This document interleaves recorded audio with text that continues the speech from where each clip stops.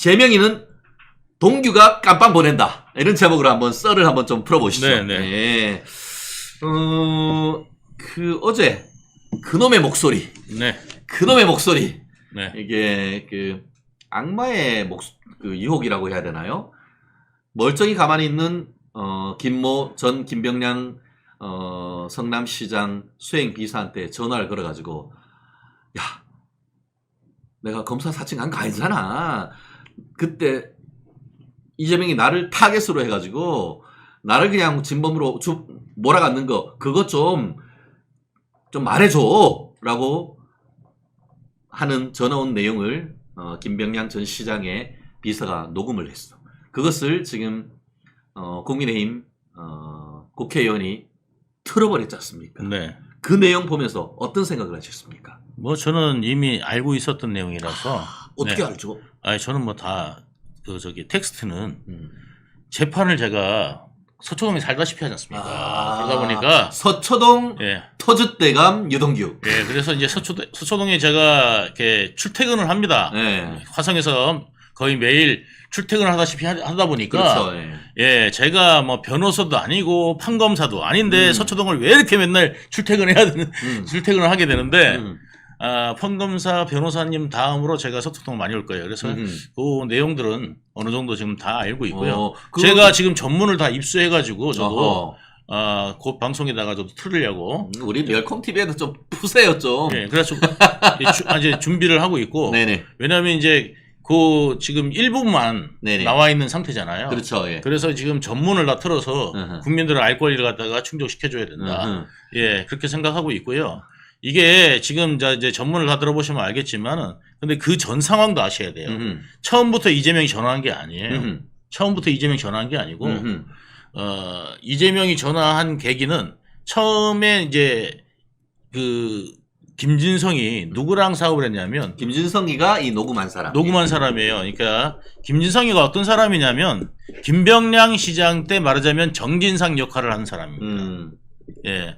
그래서 김병량 시장 때 정진상 역할을 했던 사람이기 때문에 성남에 관해서 아주 정통한 거지. 네. 예. 그래서 이제 이 김병량 시장 그러니까 말하자면 이 김진성을 갖다가 처음에 이제 이야기하려고 이제 위증을 좀 시키려고 누가 하냐면은 이 백현동 사업을 김인섭하고 같이 하고 있었어요. 그렇죠.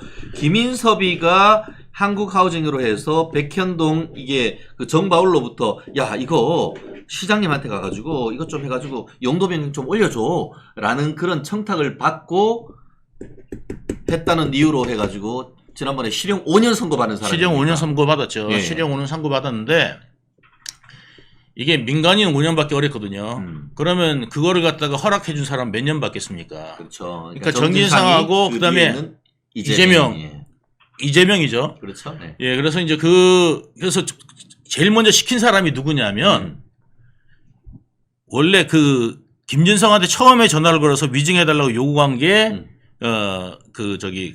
김인섭입니다. 김인섭이가 예. 최초로 했는 거죠. 예, 예. 김인섭이 해서 그것 좀 해줘라 그러니까 김인섭이가 그 나로 횟집 나로도 횟집 하면서 예.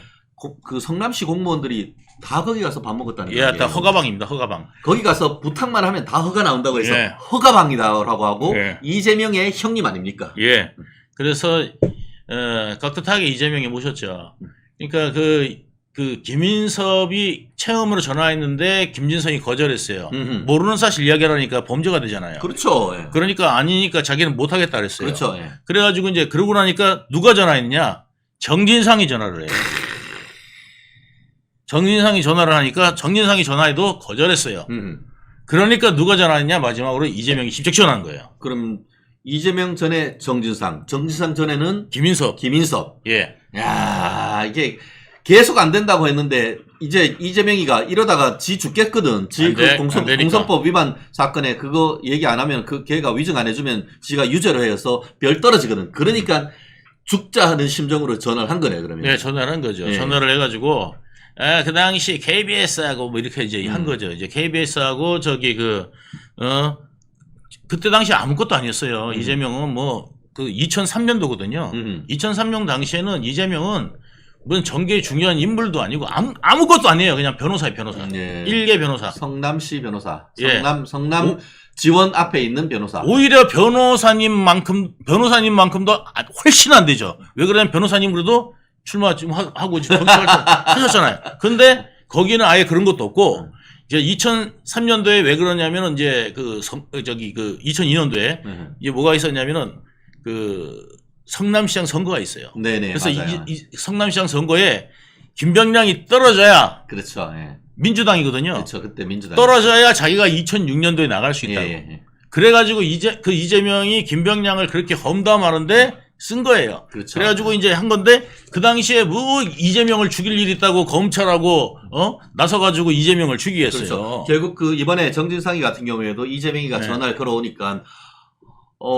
김진성, 해달라고 하니까 김진성이가 하니까 아유 시장님 지사님 제가 그때는 벌써 김병량 캠프에서 나와서 제가 몰라요라고 했잖아요. 그러니까 그때 캠프 그러니까 김병량 시장 선거철이라서 선거 시절이라서 그때가 이제 곧 선거 다가오니까 내가 선거 때문에 선거 준비 때문에 캠프에 나가 있는 바람에 그 내부 사정을 모릅니다. 이게 원래 그러니까 저기 한 통화가 한 게 아니라 여러 번 했어. 여러 번 했어요. 이재명이. 이번에 공개한 게 한 개만 있는 게 아니라고. 예. 그래가지고 이게 막 4분짜리 하나 했는데 이게 총 길이가 한 7분 정도 됩니다. 예. 그게 어떻게 제가 약간 전후 사정을 법률적으로 말씀드리면은 위증이란 게 선서한 증인이 기억에 반해서 위증하는 거잖아요. 그게 처벌하는 건데 아까 얘기했는데 이거 민주당은 그거 뻔히 똑같은 걸 듣고도 그게 위증이 아니라고 하는데 이분들은 정말 골 때리는 게 분명히 이재명이가 그때 아니 나를 타겟으로 해가지고 KBS하고 뭐 해가지고 나한테 떠밀기로 했지 않느냐. 그러니까 그것대로 진술을 해달라고 전화를 하니까 아니 그때 저는 선거 때문에 캠프에 나와 있어서 그 속상정을 몰라요. 나는 그거를 직접 경험하지 않았기 때문에 나는 모른다. 그런데 그거를 마치 그때 들은 것처럼 해달라고 하면은 기억에 반해서 선서하고 위증해달라. 그 딱 떨어지는 위증이잖아요. 아니 지금 기억에 반해서만 하는 게 위증이 아니고요. 기억에 없는 것을 이야기하는 것도 위증입니다. 그러니까 기억이 없는 거를 하니까 만들어서 하는 거죠. 예. 그러니까 기억이 이렇게 기억이 되는데 저렇게 이야기하는 것이 위증도 되고요. 그것도 위증이고 뭐냐면 기억이 아예 없는 거. 그다음에 있지 않은 일을 있는 것처럼 이야기하는 것도 위증인데. 네, 맞습니다. 예. 맞고요. 아니 저 변호사님한테 죄송합니다. 근데 이제 그걸 이제 법률 용어로는 이제 반한다. 그걸 뭐 할 수 다 범주 안에 들어가겠네요. 예. 그래서 그 판사님이 제가 증인을 얼마나 많이 들어갔겠습니까? 네. 그러니까 변호사님 증인 많이 서보셨어요? 저도 한번 해봤습니다. 한번 해보셨어요? 예. 저는 어마어마하게 해봤습니다. 예, 그래서 제가 증인 신문은 어마어마하게 해봤습니다. 예, 저는 증인이 돼서 신문을 엄청나게 당해봤습니다. 제가. 예. 그래요. 그러면서 이게 왜 문제가 됐었냐면은 단순히 그와 같은 어제 그놈의 목소리가 뿐만 아니고 이거는 증언하러 가기 한참 전이고 근데 이제 김진성 씨가 증언하기로 한 날 전날 김진성 나 못 가. 이러니까 이재명이가 또 전화했다는 거 아니에요. 네. 그러면서 야 한 번만 가달라라고 얘기를 했는데 김진성이가 위증했다고 자백을 했잖아요. 자백했어요, 자기가. 내가 내 기억에 반해서 그렇게 했습니다. 근데 그 이유가 뭐냐? 첫 번째, 이재명이가 부탁을 했고, 네. 두 번째, 아까 얘기하는 것처럼 허가방 김인섭 아래서 김진성이가 이 백현동 개발 사업과 관련해서 일을 하고 있었는데, 예. 이게 어쨌든 허가방이 되고 해가지고 4단계나 올라가고 정바울이 수천억 버니까 그 중에 그에 따르는 컨설팅비를 빙자해서 75억 원을 받기로 했었는데 네. 그 75억 원을 받는 게 바로 그 무렵이었단 말이에요. 네. 만약에 김진성이 입장에서는 만약에 내가 증인으로 출석을 하지 않고 이재명이를 위해서 위증을 하지 않으면은 그동안 열심히 해나는 거 돈 한 푼도 못 받지 않느냐는 그런 두려움이 있었기 때문에 내가 어쩔 수 없이 나가서 위증을 했다라고 법원에서 자백을 했는 겁니다. 맞습니다. 네. 이유가 너무 구체적이고 저는 지금 얘기하는 건 막 혼 것이 그러니까 위증한 이후에인 것이고 위증한 경과에 대해서는 지금 유동규 본부장님이 처음에는 김인섭이가 김진성이한테 얘기를 했고 그 다음에 김진성이도 안 된다고 하니까 또 정진상이가 부탁을 하고 정진상이도 안 되니까 그때 이제 또 이재명이가 몇 번 전화했는데 마침 그걸 또 녹음을 했다는 거 아닙니까? 그러니까 텔레그램으로 하려고 했는데 이재명은 제가 거기서 딱 드러나잖아요. 예. 제가 말씀드렸던 내용들 텔레그램 아니면 아이폰 예. 이거 아니면 통화 안 합니다 원래. 그렇죠. 예. 그러니까 워낙 다급하니까 통화를 한 거예요. 그러니까 그 녹음될 거라 생각을 하고. 예. 그리고 그러니까 이게 아이폰하고 텔레그램이면은 마음대로 막 이야기를 했을 텐데 그렇죠. 예. 마음대로 이야기를 했을 텐데 이게 이제 통화 녹음이 혹시나 되는 거다 녹음될 수도 보니까 있다. 조금 불안감을 갖고 이야기한 게 그렇죠. 조심스러운 그 정도. 척. 예, 조심스럽게 이야기한 네, 거예요. 네. 예, 그걸 하면서. 그렇죠. 그래서 이게 녹음될 수도 있다는 거를 하는데 말을 안 할 수는 없고, 그렇죠. 최대한 이제 순화시켜서 이야기한 게 그 정도입니다. 네네. 네. 그렇습니다. 사실 그 지금 말씀드린 것처럼 그놈의 목소리, 그 녹음과 관련해 가지고 이 전후 사정을 이 정도로 그 방송을 해줄 수 있는 데가 몇 군데 안 될 거예요. 네. 이 정도 얘기, 그러니까 이번에 네. 그 이재명의 위증 교사 문제와 관련해 가지고 전후 사정을 A부터 네. 알파부터 오메가까지 쫙 이 정도면은 충분히 어디 누가 얘기한다 하더라도 팩트로 다 이길 수가 있을 것이라 저는 확신하는데요. 네. 문제는 지금 또 이 부분과 관련해 가지고 최근 언론 보도를 보면은 증인이 이제 거의 뭐 끝났습니다. 다 끝났고 2명 남았습니다. 예, 그러니까 네. 이 부분이 가장 빨리 지금 선고될 가능성 있지 않겠습니까? 네. 이거 선고는 아마 이제 공직선거법 예, 공선법 위반이 일단은 이제 9월 달에 나온다. 그 증인이 5명밖에 안 남았어. 4명. 이제 4명이구나. 4명 남았습니다. 예, 예. 4명 남았고요. 예. 그래서 2기일. 예. 2기일 이후면 끝나고요. 그렇죠. 예. 그리고 지금 이제 요것도 지금 한두 길 남았는 것 같아요. 그래가지고 요게 이제 조금 늦게 열리다 보니까 요거 또 한 10월이면 나올 겁니다. 그래서 위증교사 이거는요 사법부를 갖다가 기만한 거기 때문에 변호사님 이거는 벌금형이 제가요. 그래서 이건 벌금형이 아니고요. 최근에 굉장히 재미라고 생각하면 말씀드리기는 조금 그런데요. 지난 여기에 제가 일부러 갈무리를 해놨는데 6월 14일입니다. 여기 한번 보여드릴까요? 네. 위증 교사 혐의 네. 박주원 전 안산시장 법정 구속. 예. 요게 위증 교사 있는 것 딱 단독 사건 요거 하나만으로 네. 징역 10개월 선고하고 법정 구속했습니다. 예. 이게 사법 방해를 네. 법원이 얼마나 심각하게 보는지를 보여주는 구체적인 사건이거든요. 지난번 공직선거법을 말하자면 그 위증으로 예. 승소하는 바람에 예. 경기도지사에서 살아남은 거거든요. 예. 맞아요. 그런 거기 때문에 이게 만약에 아니었으면 지금 대표도 못 됐죠. 네네. 그때 끝났을 거란 말이죠. 그러니까 그런 것까지 이제 감안되는 겁니다. 이게. 네네. 그래서 상당히 중하다. 네네. 이기 때문에 그 일반적으로 이런 그 사법방해 행위 같은 경우는 상당히 엄중하게 묻죠, 변호사님. 그렇습니다. 기본적으로 위증이 인정되면은 구속입니다. 그러니까 변호사법 위반, 변호사가 아니면서 아닌 자가 그 돈 받고 뭐 변호사 이렇게 뭐 소개시켜주고 뭐 해서 돈 받고 이러면은 그것도 변호사법 위반이 그것도 기본적으로 이제 구속시켜 버리는데 이것도 그래요. 보면 아까 얘기한 것처럼 그 전 안산시장의 위증 교사 내용이 뭐냐 하면은 이게 그 로비 자금인데 그걸 차연금이라고 선서하고 증언을 했고 민원 해결 명목으로 지급된 돈을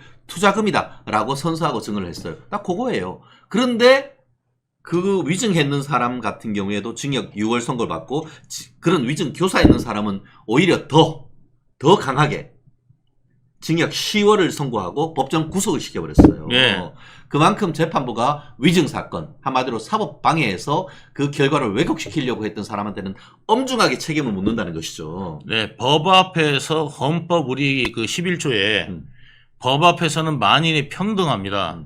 누구는 누구라서 괜찮고 음. 누구는 이 정도니까 이 정도 지위면 이 정도 봐주고 그래서는 안 될 거고 그렇죠. 예. 예, 오히려 지위가 높을수록 이런 위증을 한 거는 위계에 의한 위증 교사기 때문에 예. 이 부분은 그냥 일반 위증 교사도 아니고 위계에 의한 위증 교사기 때문에 자기의 그러니까 김진성이가 이야기를 했어요. 이게 위계라는 거를 말하자면 성남시장이었고 경기도지사고 유력한 대선 후보입니다. 이런 사람의 의견에 반해가지고 하게 되면 자기가 성남에서 살아남기가 어렵고 그렇죠. 그 다음에 무서웠다. 그래서 그 법정 안에서도 이재명 좀 안 보게 해달라. 네네. 이렇게까지 이야기를 했습니다. 무서워서 말을 못하겠다. 여기 저기 있잖아요. 또 우리 예. 금숙님 네. 하루빨리 구속돼야 국민 건강 증진. 네. 아, 그래서 국민 혈압이 한 10 정도는 떨어지지 않을까요? 예. 이 두 가지가 올해 안에 분명히 나고 네. 이게 뭐냐면 고법 대법은 금방 가잖아요. 예, 예. 예, 그래서 내년 안에는 완전히 다 끝납니다. 네. 이재명이 아무리 끌고 싶어도 이거는 끌 수가 없습니다. 뭐 재판부가 의지를 갖고 진행을 한다고 하면은 네. 2심, 3심까지 내년까지는 뭐 끝날 가능성이 상당히 높고 결국 지금 민주당이 국회에서 저 분탕질을 하고 있는데 2년 뒤가 2년 뒤 그러니까 2026년에 지방선거가 있고 27년 5월달에 이제 대선이 있지 않습니까? 뭐 우리가 의지를 갖고 꾸준히 여론을 믿고 나간다고 하면은 사법 리스크가 아니고 사법 현실, 레알 사법 판결이 얼마 남지 않았다. 말씀드린 것처럼 이재명이 같은 경우에는 10개가 넘는 재판, 죄명으로 11번째. 예, 11개로 해서 4개의 재판을 지금 받고 있는데, 좀 전에 말씀드린 것처럼, 최근, 6월 14일 날 전 안산시장이 위증 교사했다라는 죄가 인정이 되었고, 실형 10개월과 함께 법정 구속했습니다. 이게 법입니다. 이것이 법입니다. 그놈의 목소리, 그것이 법정에서 울려 퍼지는 그날, 저는 이재명이가 슛골인 될 것이라고 확신합니다. 네. 그렇게 되면은 뭐 우리 국민 건강, 적어도 혈압에 관한 한은 상당 부분 고혈압이 줄어들지 않을까. 저 혈압까지 내려갈까 좀 약간 걱정되기도 하네요. 이게 지금 그 이재명 관련돼 가지고 이제 이런 것들이 사법이 현실화되다 보니까 네. 민주당에서 들고 나온 게 두 가지가 있어요.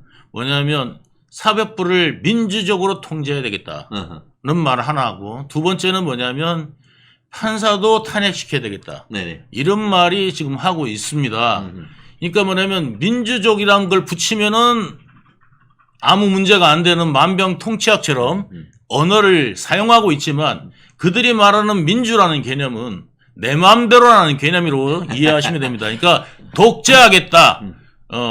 그러니까 독재적으로라는 뜻으로 들으시면 그 사람들의 민주는 그러니까 지금 민주당 독재당이다 이렇게 이야기하시면 됩니다. 그렇습니다. 그 네이트 클러바님 네. 사법 리스크가 사법 현실이 될 것이다 라는 데 공감하신다라는 그 말씀하셨고 네이트 클러바님 그놈의 목소리 더 이상 듣고 싶지 않다 이런 말 아시겠죠. 804님 방송에서 제명의 이름 사라지는 그날까지 쭉 우리 한번 열심히 한번 뛰어보겠습니다. 네. 자, 이런 와중에 오늘 제가 오늘 정말 안찬일 박사님을 잘 모셨다고 생각하게 된 것이, 지금 러시아 푸틴이 지금 평양에 와 있어요. 오늘 새벽 2시에 도착했다고 하는데, 왜 그렇게 늦게 왔죠? 글쎄, 제 생각으로는, 개인적인 생각으로는, 예. 푸틴도 지금 우크라이나와 전쟁을 하면서 너무나 적이 많은 사람 아니겠습니까?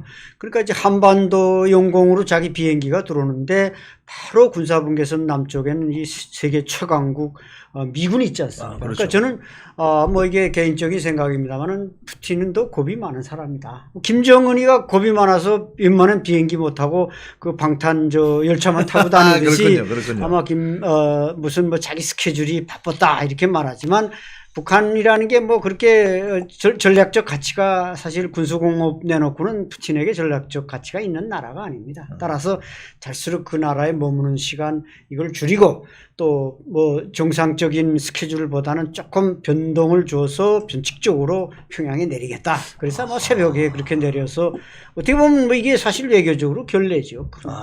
지금 제가 어제 저녁부터요, 오늘 방송을 준비하면서 제가 뭐 연합뉴스라든지 여러 매체에 들어가서 다 보고 있었거든요. 새벽까지 보고 있었는데, 원래 그 푸틴이 평양에 도착하는 예정 시간이 자정쯤이었습니다. 자정쯤.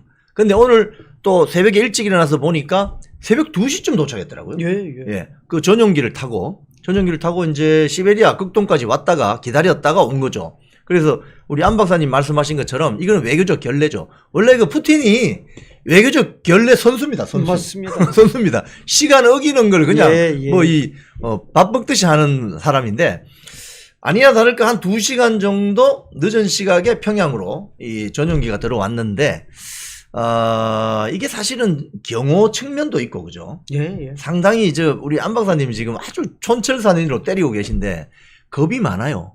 예. 왜냐하면요.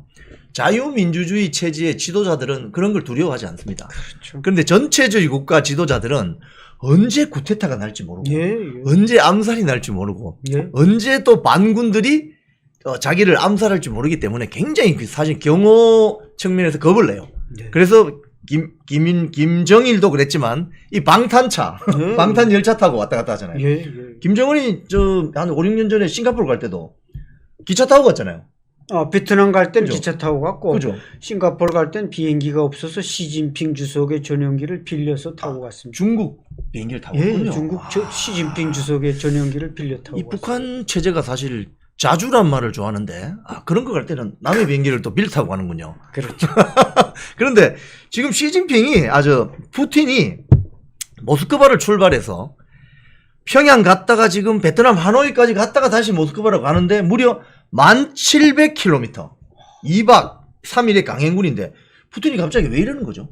글쎄 원래 지난번에 한 열흘 지났나요? 취임식 직후에 이제 베이징에 가서 중국 방문을 했는데 그때도 이번 중국 갔다가 북한에 바로 들렸다 가는 문화이다 했는데 들리지 않고 바로 모스크바로 돌아갔거든요. 그렇죠, 그렇죠. 이건 아마 외교 전문가들이 분석하는 대로 시진핑이 북한에 들리지 말고 바로 돌아가라. 북한 당신이 여기 왔다 북한 가면 우리 중화인민공화국 체면이 뭐가 되느냐. 그래서 이제 그렇게 했다고 하는데 어쨌든 그만큼 제가 볼 때는 아까 말씀드린 대로 북한의 어떤 전략적 동반자 관계, 군수공업 기지로서의 북한, 그 다음에 또 베트남, 요거는 그냥 한 20시간씩만 할애하면 자기 외교적 목적을 달성할 수 있겠다.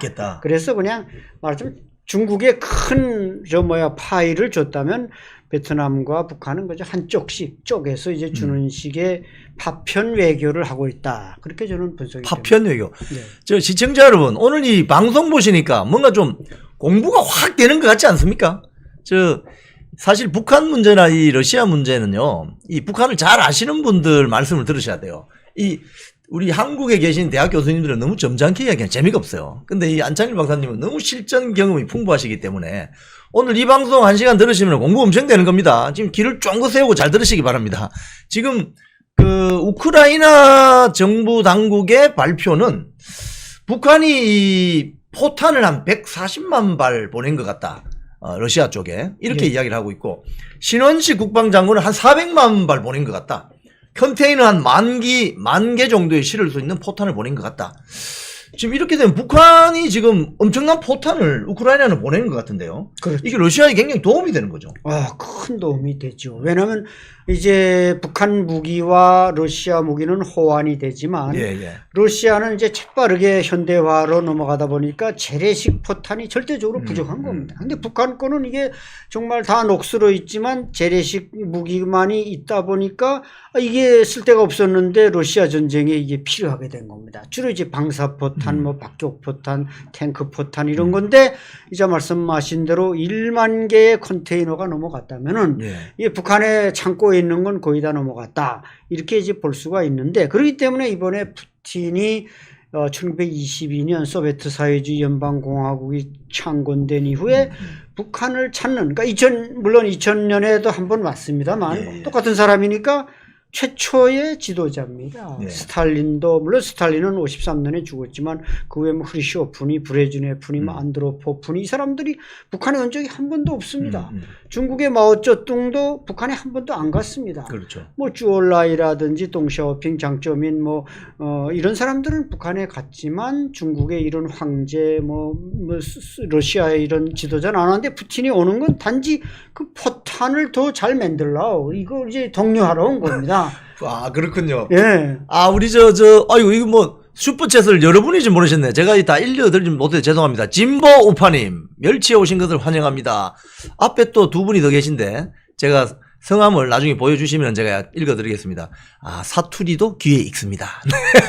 지금, 푸틴이 북한에 와서, 우리 안 박사님 지금, 우리 평양 쪽 사투리이신 것 같은데, 포탄을 잘 만들라고 해서 지금 푸틴이 온 것 같다고 해요. 그럼 이렇게 되면은, 푸틴 자체가 지금 러시아의 최고 지도자, 뭐 러시아 말로 짜르라고 하죠. 짜르 황제. 이 짜르 황제 격인 푸틴이 평양에 왔다는 것은 이미 오기 전에 협약서는 이미 내용이 다 이미 쓰여 있는 거죠. 오늘 사인하러 온 겁니다. 예. 오늘 오후쯤 아마 사인할 거예요. 그 내용이 뭐냐에 따라서 동북아 안보 지형이 지금 흔들흔들하게 생겼습니다, 여러분. 맞습니다. 지금 오늘 최고의 빅뉴스는 푸틴의 평양 방문이에요. 네. 우리 안 박사님 말씀하신 것처럼 거의 24년 만에 러시아의 최고 지도자가 한반도 평양에 온 것은 이건 어마무시한 사건입니다. 네. 사실 소련 시절에 뭐 스탈린, 뭐 브레즈네프, 뭐 후르시초프 네. 한국에 온 적이 없어요. 평양에 온 적이 없어요. 한반도에 온 적이 없습니다. 근데 푸틴이 20여 년 전에 온 것은 그 김정일과의 어떤 뭐 만남을 해서 온 것인데, 그때는 뭐 그걸 이제 조소 협약이라고 하더라고요. 근데 이번에 온 것은 이건 우크라이나 전쟁하고 깊은 관련이 있고 신냉전을 알리는 것이다. 어떻게 보십니까? 네, 맞습니다. 그 신냉전의 이게 말하자면 소막이라고 볼 수 있는데, 푸틴으로서는 그러니까 이 푸틴, 중국의 시진핑, 북한의 김정은, 이 세 사람은 과거 냉전 시대 지도자였던 스탈린, 마오쩌둥, 김일성의 부활이라고 보시면 됩니다. 생김새조차도 그렇군요. 비슷하게 생겼습니다. 그렇군요. 예, 그런데 이게 세 사람이 지금 궁합이 맞지만 시진핑은 푸틴과 김정은이 가까워지는 걸 반가워하지 않거든요. 그렇죠. 그래서 지금 중국과 갈등이 있고, 네. 대한민국에서는 한중 포럼이 지금 진행되고 있고, 이것은 러시아에 대한 약간의 그 뭐라고 푸시라고도 볼 수가 있는 것입니다. 그렇죠. 그런데 이제 푸틴이 와서 제가 볼 때 아마 이제 조약 말씀도 하셨지만 그 1996년도에 폐기됐던 아까 61년도에 맺었던 군사적 자동 개입을 이번에 완전히 부활시킬 것입니다. 그 조약에서는. 그리고 아마 이제 몇 시간 동안 푸틴과 김정은의 단독 회담이 있다고 하는데, 그때 제가 볼 때 예측하건데 너무 앞서가는지는 모르겠습니다만 푸틴이 우리가 최악의 경우 우크라이나를 향해서 핵무기를 쓸 수도 있다. 그때 자네도 핵무기를 잘 준비해 놓으라. 왜? 거기서 이제 핵무기가 터지면 세계대전이 일어날 수 있는데, 자네가 핵무기를 잘 준비해 놓으면은 여기 미국을 향해서, 미군을 향해서, 대한민국을 향해서, 또 일본을 향해서, 괌을 향해서 몇 방울만 쏴달라. 그러면 전략적인 전략 무기들이 있는 비완빈이 있는 괌에서 미군이 출격을 못하니까 아마 그런 면에서 저 푸틴의 방문은 그렇게 간단하게 봐서는 안 되는 중대사라고 봐야 될 것입니다. 지금 사실 지금 안 박사님이 굉장한 지금 관측을 하셨는데요. 지금 사실은 이렇게 봅니다. 이 협상이라는 것은 파트잖아요. 기브 앤 테이크. 그렇죠. 자, 가령 러시아의 입장에서는 북한에 있는 재래식 무기, 사실 여러분 핵무기가 있다 하더라도 지금 우크라이나에 지금 재래식 전투가 벌어지고 있잖아요. 포탄 155mm 포탄 이런 게 필요한 거거든요. 근데 그걸 제일 많이 가지고 있는 나라 중에 하나가 북한이십니다. 근데 러시아의 입장에서는 이 재래식 무기 포탄이 필요했던 거죠. 그래서 신원식 장관의 말에 따르면 한 400만 개, 컨테이너 한 10,000개 정도가 러시아 영토로 들어갔다 이렇게 보는 것인데, 러시아 입장에서는 북한의 재래식 무기가 필요한데, 북한의 입장에서는 지금 언론 보도를 보면 핵 잠수함 뭐 이런 거요.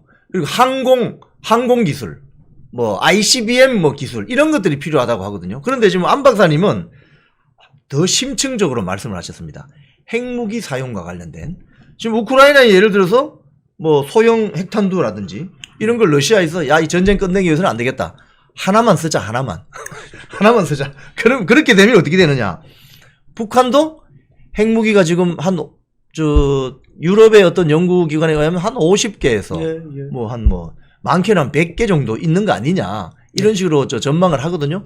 그럼 이거 쓰게 되면은 전 세계가 지금 큰일 나게 생겼는데요. 그렇죠, 그렇죠. 그러니까 러시아가 이제 웬만해서는 안 쓰겠지만 히든 카드는 핵무기밖에 없습니다. 러시아로서도. 왜냐하면 그 유럽 국가들의 미국이나 서방 국가들이 도와주던 거에 잠시 스탑됐다가 지금 다시 또 재지원이 이루어지고 그렇죠, 있습니다. 그렇죠. 재지원이 이루어지면 젤렌스키가 힘을 얻어서 러시아를 압박하게 될 것이고 그러면 몰리는 코너에 몰리면 푸틴이 쓸 수 있는 건 핵무기밖에 없습니다. 근데 거기서 핵무기가 터지면서 동북아시아에서도 김정은이가 그 보조를 맞춰준다면 이게 자유세계가 이게 상당히 위협을 받게 되는 겁니다. 지금 댓글 보니까 지금 한 50여 명만 더 들어오시면 1000명이라는데 다 들어오세요 그냥 지금. 이거 들어야 돼요 지금 여러분. 이거 지금 푸틴의 평양 방문이 한반도 이 국제 정세에 엄청난 영향을 주는 일이 오늘 오후에 발표됩니다. 한번 보시기 바랍니다. 그래서 오늘 안 박사님 이 관전평을 먼저 들으신 다음에 그걸 보시면은 잘 이해가 돼요. 빨리 들어오세요 빨리. 방송은 지나가면 끝입니다. 자, 그런데 이렇게 되면은 북한이 러시아의 군수공장 국가가 그렇죠. 되는 거 아닙니까? 예, 맞습니다. 그러니까 북한에는 일반 인민경제가 있고 군수경제인 제2경제가 있거든요. 예. 결국 자체로 쓰는 경제보다 이제 러시아에 공급하는 팔아서 외화를 보는 제2경제, 그러니까 러시아의 후방 기지로서의 북한 예. 이렇게 이제 탈바꿈하게 되는 겁니다. 이야, 그러면 지금 이거 이제 만약에 이렇게 안 박사님 말씀하시고 제가 어제 사실은 방송하기 전에 저녁 늦게 안 박사님과 통화를 했어요. 왜냐하면 제가 이쪽 분야를 아는 것보다 안 박사님이 훨씬 많이 아시니까 했더니 안 박사님이 딱 처음 일성이 그거였습니다. 북한이 군수공장 나라가 된다. 아, 이거구나, 이거. 자, 여러분, 이 대목에서 제가 하나 좀 지적을 할게요. 김대중 정권 시절부터 노무현 정권, 문재인 정권 15년 동안 좌파 정부가 있어서 햇볕 정책을 해야 된다. 두꺼운 옷을 입고 있기 때문에 햇볕을 쬐어주면 옷을 벗는다. 그래서 대북 지원을 많이 했죠. 대북 지원한 결과가 지금 북한의 군수공장 국가가 되면 이거 우리 앞으로 이 대북 정책 어떻게 해야 됩니까 이거 좌파 정권이 대북 정책을 완전히 그냥 말아먹은 거 아니냐 이거예요. 우리는 통일을 해야 되는데 그렇죠. 대한민국 통일 국가가 되어야 되는데 지금 북한이 우리 헌법상 대한민국 영토잖아요. 거기에 있는 북한 주민들 앞으로 그냥 러시아 포탄 만드는 공장 노동자로 그냥 영원히 전락하는 이런 국가가 되어야 되겠습니까 여러분? 이거 참 진짜 큰일인데 절대 안 됩니다. 이거 안 됩니다. 그래서 지금 오늘 그 푸틴하고 이제 김정은이 어떤 지금 내용을 발표할까? 지금 언론에서는 포괄적 전략 동반자. 이게 무슨 말이죠? 포괄적 전략 동반자라는 건 거의 뭐 군사 동맹을 포함한 경제 동맹, 뭐 다른 과학 기술, 뭐 관광까지 같이 가자 이제. 러시아가 당신네 살려주겠다. 사실 네. 김정은 정권은 지금 가만히 놔두면 벼랑 끝에서 떨어지기 직전이거든요. 네. 근데 이게 밧줄을 던진 겁니다. 네. 푸틴이. 왜 던졌냐? 김정은이가 이뻐서 던진 게 아니라 무기 생산 기지로서 북한보다 더 저비용 고질적인 게 네. 없다 보니까 밧줄을 던져서 살려줘서 자기는 무기 생산해서 유럽 제패의 꿈을 실현하겠다. 이러니까 이게 참 뭐 우리나라 속담에 죽으라는 법은 없다는 말이 있지만 김정은이가 다시 살아나는 거 이거 한반도 우리 한민족으로서는 평화 통일해야 되는 우리 민족으로서는 이보다 더 큰 비극이 없는 겁니다. 이거 우리 안 박사님 말씀하신 것처럼 전주김씨 4대 세습 이 천년 간다 뭐 이런 소리 들을 만한데 지금 그 언론 보도를 보면 제가 유심히 오늘 본 게 있는데 네. 이 평양 시내에 그 푸틴 뭐 이런 사진 같은 게 많이 걸려 있더라고요. 네. 이게 해방 전후에 스탈린 사진 붙이는 거 똑같잖아요. 마르크스 스탈린 사진 붙은 거. 예, 그래서 이걸 어떻게 이렇게 선전선동을 어떻게 하는 거죠? 그러니까 뭐 아까 말씀하신 대로 이제 프로파간다가 워낙 그 당이라는 건 이 공산당 전체주의는 조직이 첫 번째고 두 번째는 선전선동입니다. 그래서 이 선전선동이 강하니까 이번에 뭐 이 푸틴의 평양 방문을 김정은의 어떤 리더십 또 내구력 강화하는데 이보다 더 극처방이었거든요. 네. 그러니까 김정은으로서는 또 김여정으로서는 이게 살판난 겁니다. 그래서 이제 초상화도 내걸고 뭐 푸틴이 선물한 아우루스 승용차를 끌고 나타나고 또 평양 시민도 김일성 광장에 대거 운집을 해서 통해서 마치 북한 2,500만 동포가 푸틴을 열렬히 환영하는 것처럼.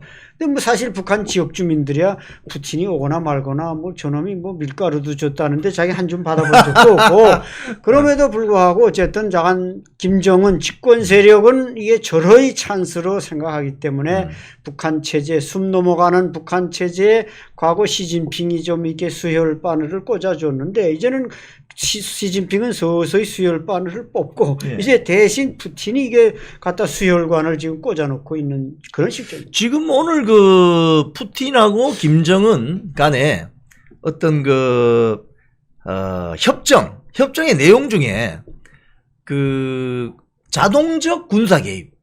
예를 들자면요. 이 한국 전쟁이 끝나고 나서 김일성과 소련 공산당과의 협정이 있었습니다. 그때 자동적 군사 개입이라는 말이 있었거든요.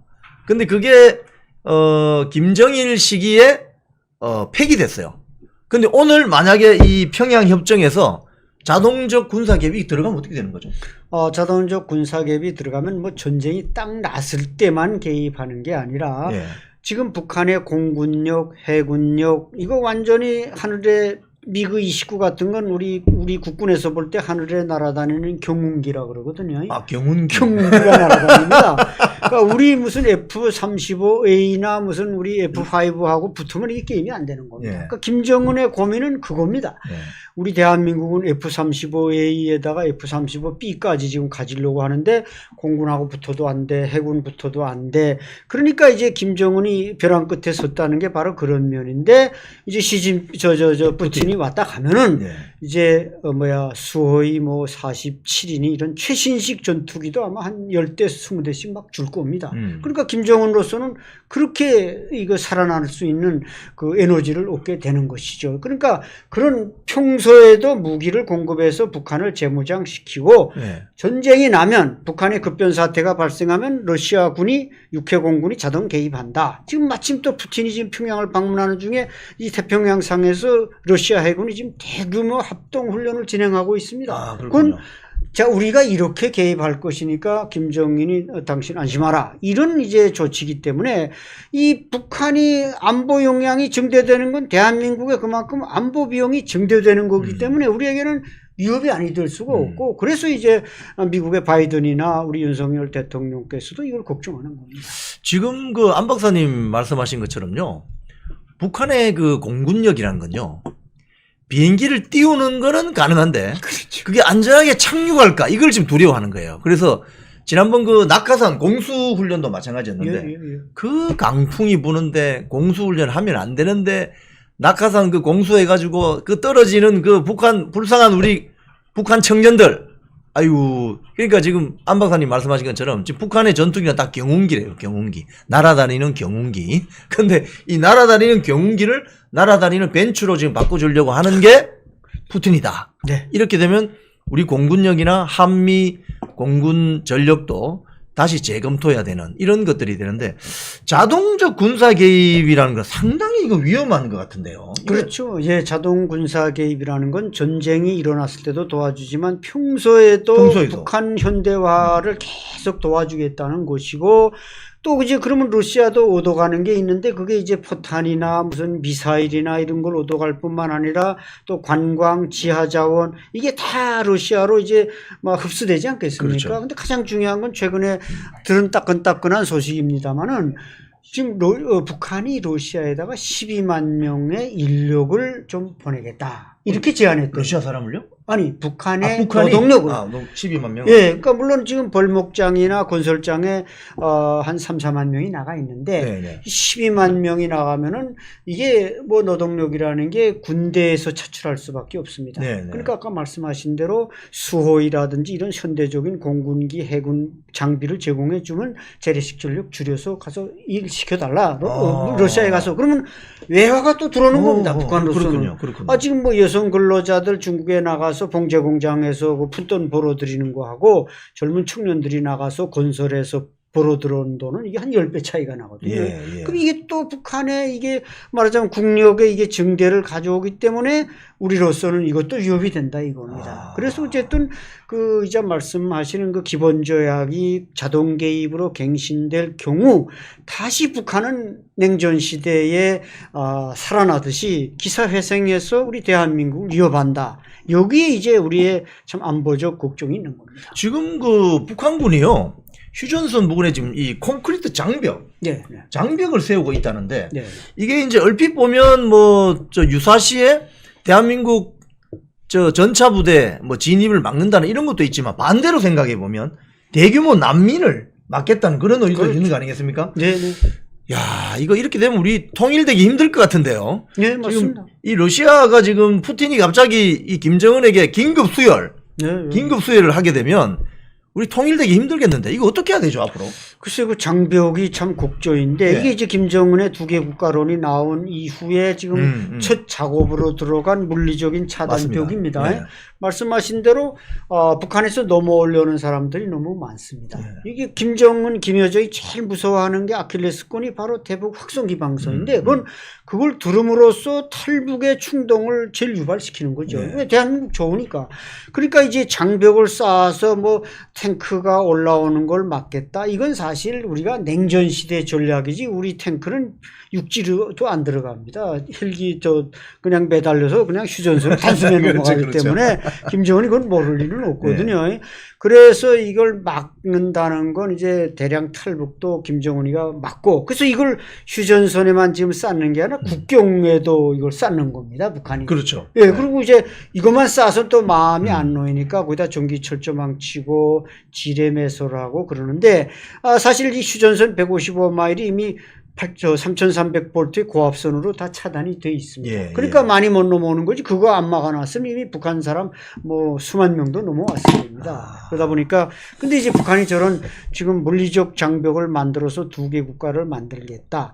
결국 뭐 중국이 몽고군을 막아내기 위해서 만리장성을 쌓았는데 우리는 오늘 그걸 관광으로 지금 보지만 저게 북한이 만들어 놔서 좀 제대로만 만들면 통일된 후에 관광 자원으로 쓸 수 있을런지 모르겠지만 그 노동력 가지고 인적 자원 가지고 만들어 놓은 게 아마 올해 장마에 다 떠내려가 버리는 관광 자원도 안 되고 고생만 하는 거죠. 아, 네. 지금 이 대목에서요. 상당히 그 재미있는 장면이 또 하나 있습니다. 어제 서울에서 한중 그 외교 관계자들이 지금 회의를 했거든요. 회의를 했는데 여기에서 지금 우리 대한민국 정부는 지금 푸틴이 평양에 와서 이렇게 하는 것이 한반도 주변의 안보 정세를 뒤흔드는 것이다. 굉장히 이거는 문제가 있다 이렇게 강하게 나갔는데 중국이 어제 두루뭉술하게 이야기했어요. 중국 측 관계자는. 쉽게 하면 북한하고 러시아 간의 관계가 뭐 우호적으로 되면 좋겠다. 뭐 이렇게 이야기를 하는 것 같은데 속내는 좀 다르지 않습니까? 완전히 겉다르고 속다른 말이라고 봐야 예. 됩니다. 지금 중국은 그 대련에 만들었던 시진핑 주석과 김정은의 족적 그게 땅에 묻었던 거 구리로 예. 다 파버리지 않았습니까? 네네. 또 북경 주재 북한 대사관 앞에 내걸었던 김정은과 시 주석과 이런 여러 사진들 싹 다 떼버리고 그 김일성 주석 사진으로 싹 바꿔버렸습니다. 그렇군요. 그러니까 지금 중국으로서는 러시아에 붙어서 저렇게 살아나려고 몸부림치는 김정은이가 정말 얄미워 죽겠는 겁니다. 자기네 물론 북한이라는 게 자기네 안보의 완충지대로서 네. 그 마음은 변함이 없지만 중국으로서는 순망치안이라는 이 전략은 변함이 없지만 자기네 말보다는 당장 살아남기 위해서 치졸한 외교를 펼치고 있는 김정은이 정말 저건 뭐 망나니처럼 보이는 거죠. 그렇기 때문에 중국으로서는 그 속에 숨어 있는 말을 다 꺼내지는 못하고 이제 말씀하신 것처럼 점잖은 말로 외교적 이 립 서비스를 하고 있지만 아마 속으로는 저놈은 나쁜 놈이야. 저놈 상대하고 싶지 않아. 이런 말을 하고 있을 겁니다. 지금 사실은 중국이 지금 아마 애간장이 탈 거예요. 지금 보면 이제 국제 외교 정치학적으로 보면 김정은이 아주 고단수 플레이를 하는 거죠. 네. 쉽게 하면 중국 카드, 러시아 카드를 가지고 네. 지렛대처럼 이제 중국 측에는 야 우리 다음 해봐 짜이찌엔 짜이찌엔 이러면서 러시아 쪽으로 지금 급속하게 붙고 있는데 러시아 입장에서는 서로 이제 기브 앤 테이크 조건이 딱 맞는 거죠. 그래서 중국 측 입장에서 보면 야 이거 큰일 났는데 이게 김일성 시기에도 그랬지 않습니까? 그렇죠. 김일성 시기에도 네, 맞습니다. 그 세계 공산주의 국가의 주도권을 놓고 러시아와 중국이 경쟁을 했잖아요. 맞습니다. 그때도 비슷한 상황이 벌어졌는데 이게 지금 거의 40년 만에 네. 거의 유사한 형태가 지금 거의 데칼코마니처럼 지금 벌어지는데 네. 앞으로 이거 신냉전 시기 어떻게 보십니까? 글쎄 말입니다. 이제 말씀하신 대로 냉전 시기에 이제 등거리 외교. 네. 김일성은 중국에도 완전히 붙지 않고 러시아에도 붙지 않고 등거리 외교를 해서 살아남았고 이때 등장한 게 이제 이른바 주체 사상 아닙니까? 주체사상. 근데 네. 김정은 시대 와서는 저 할아버지가 만든 건 다 없애버리니까 주체 사상도 사실상 폐기한 거나 마찬가지죠.